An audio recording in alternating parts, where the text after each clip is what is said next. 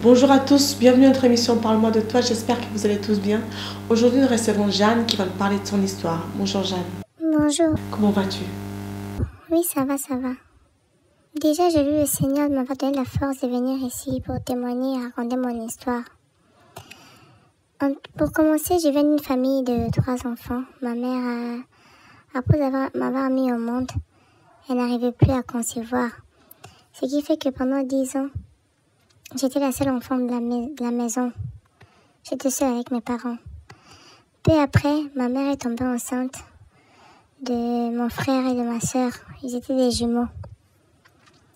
Tout s'est passé bien, mais j'étais un peu jalouse parce que pendant 10 ans, toute l'attention était sur moi et après plus rien. Ma mère était tellement concentrée sur les jumeaux que j'avais l'impression d'être transparente. Bref, les années sont passées et mes relations étaient mieux avec ma sœur. Ça allait de mieux en mieux. Mais ça me dérangeait un peu quand on passait dans la rue. Les gens la complimentaient beaucoup car elle était très belle. Ma sœur, elle est vraiment belle. Elle ressemblait beaucoup à ma mère. Mais moi, les gens disaient que j'avais le gros nez de mon père. Et ça m'énervait à chaque fois. J'étais jalouse de ma sœur parce qu'elle était très jolie. Et quelques années après, quand j'ai fini mes études, j'ai trouvé un travail, mais j'habitais toujours chez mes parents. Là, je parle en bref. Ma sœur était très discrète et elle me racontait jamais ses affaires. Elle était vraiment très discrète et distante. Un jour, je rentre à la maison, je trouve mes parents tout joyeux avec ma sœur. Je leur demande ce qui se passe. Ils m'annoncent que ma petite sœur allait se marier et que son copain avait envoyé une lettre, là, je sais pas quoi. Sur le coup, j'étais contente. Bon, j'irais peut-être, je faisais semblant d'être contente. Le lendemain, j'ai parlé à ma tata, à la petite sœur de mon papa, en lui disant qu'elle devait s'y opposer car moi j'avais 33 ans et je n'étais pas encore mariée. Alors comment ça se fait qu'ils voulaient laisser ma sœur se marier avant moi? C'était hors de question. J'en ai parlé à ma tante pour qu'elle puisse leur parler. Donc ma tante est partie parler à mes parents, mais ma mère s'est vraiment fâchée. Ça s'est retourné contre elle et moi. Ma mère s'est fâchée, mon père s'est fâché. Ma mère a commencé à dire que chacun avait sa chance et qu'elle ne laisserait pas l'histoire de Léa et Rachel se reproduire dans sa famille. Après l'opposition de mes parents, j'ai laissé tomber. Je suis devenue très froide envers ma sœur et je parlais même plus. Les jours du mariage, je suis quand même partie participer. Mais il y avait mes tatas là qui n'arrêtaient pas de me regarder, de parler de moi. Et même qui disaient oui, tu attends quoi pour te marier? Ta petite sœur se marie avant toi, tu n'as pas honte. C'est bientôt la ménopause, il faut te dépêcher. J'avais honte comme ça même sur moi. 1 an après leur mariage, ma sœur n'arrivait pas à concevoir. Et après, la famille de son mari n'arrêtait pas de l'embêter par rapport à ça.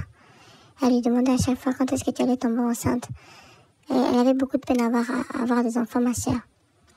Mais c'est quelque chose qui lui faisait souffrir, ma sœur. Mais moi, ça me plaisait. Ça me faisait plaisir. Je disais aux gens, ouais, elle s'est mariée, mais maintenant, elle arrive même pas à avoir des enfants. Maintenant, si elle est femme, là, elle a qu'à faire des enfants, nous allons confirmer. J'arrêtais pas de dire ça aux gens. Je sais pas pourquoi, mais à chaque fois, ma sœur pleurait par rapport à ça. Moi, ça me faisait plaisir, quoi. Et 3 ans après, ma sœur nous annonce qu'elle était enceinte d'un petit garçon. Mes parents étaient très heureux, mais pas moi. Suite à cette haine qui montait en moi, j'ai vraiment fait l'irréparable, quoi. J'avais trop la haine quand elle est tombée enceinte. J'ai fait quelque chose que je regrette même aujourd'hui. Je suis allée une fois chez elle. J'ai dit que j'allais l'aider comme elle était enceinte, faire à manger, faire le ménage et tout ça. Et pendant qu'elle était au salon, elle regardait la télé, les pieds sur la table. Moi, je faisais à manger et j'ai mis du Cytotec dans son nourriture. Le Cytotec, en fait, c'est un médicament là pour avorter. Elle a pris ça.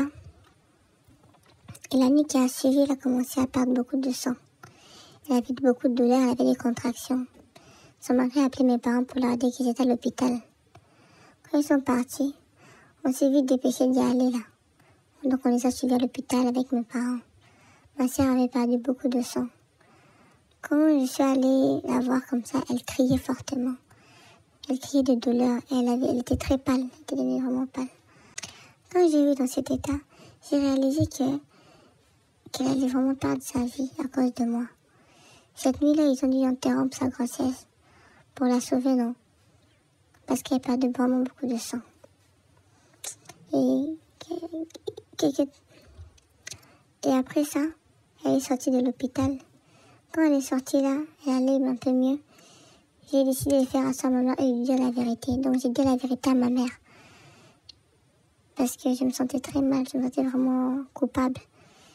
J'ai dit la vérité à ma mère. Je pensais que ma mère elle allait me couvrir. En fait, non. Elle a dit à tout le monde. Elle a dit à mon père, à ma soeur, à tout le monde. Après, ils ne voulaient plus me parler. Toute ma famille, là, m'ont renié. Ils ne voulaient plus me parler. Mon père et ma mère m'ont chassé de la maison. Ils m'ont tous rejeté. Et après ça, je suis partie habiter chez une amie pendant un moment. Heureusement, j'avais mon travail, ce qui m'a permis de trouver un autre logement le plus vite possible et de partir. Et en partant, c'est là que j'ai rencontré Jésus-Christ. Je lui ai donné ma vie. Je suis allée demander pardon à ma famille. Mes parents m'ont pardonné. Ma mère aussi, elle m'a dit qu'elle me pardonnait. Mais ma soeur, elle m'a dit qu'elle me pardonnait, mais que je ne pouvais plus jamais faire partie de sa vie. Donc, je ne la vois plus. Et elle m'envoie que des petits messages pour mon anniversaire. Ça me fait plaisir quand je la lis. Quand je lis ces messages-là, ça me fait plaisir. En tout cas, ce que j'aimerais dire aux gens, c'est de rejeter la haine. Car la haine, c'est le diable. Et quand vous commencez à ressentir une haine, une jalousie envers votre prochain, rejetez-la. Et priez toujours Dieu pour avoir un bon cœur. Car même si je ne vois pas ma nièce, ah oui, ma soeur, elle a une fille, elle a une petite fille. En tout cas, même si je ne la vois pas, aujourd'hui, là, Dieu m'a donné la paix et l'amour. Et c'est tout ce qui compte. Ne sous-estimez pas le diable, ni sa capacité même à vous mettre la haine en vous là. Le diable est très rusé. Priez toujours Dieu d'avoir un bon cœur. En tout cas, voilà mon témoignage. En tout cas, merci beaucoup, Jeanne, de nous avoir raconté ton histoire. Moi, j'ai été très touchée. J'espère que ceux qui nous regardent le seront également. Merci beaucoup.